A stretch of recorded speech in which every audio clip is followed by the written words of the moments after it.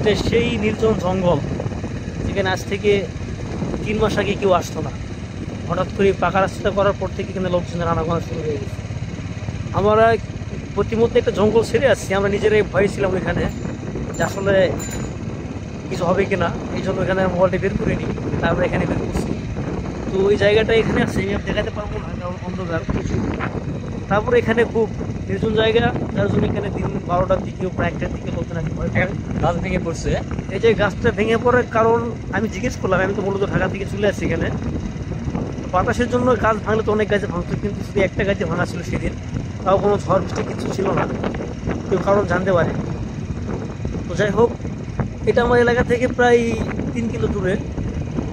আমি অনেকদিন পর ভাবছিলাম এই রাস্তা দিয়ে যাই, শুনছিলাম পাকা করছে রাস্তাটা দিকে আসছি। তো যাই হোক, দেখাতে পারছি, এটা ভালো লাগতেছে। আপনারা আসেন, তবে হ্যাঁ যাই হোক, মানে আপনাদের রিকমেন্ড করবো যে আপনারা কখনো 12টা, দুপুর 12টা, 1টা বা রাত 10টা পরে দিকে আসেন। এখন আমার এখানে বাজে আপনার 8টা 43-এর মতো। ধন্যবাদ।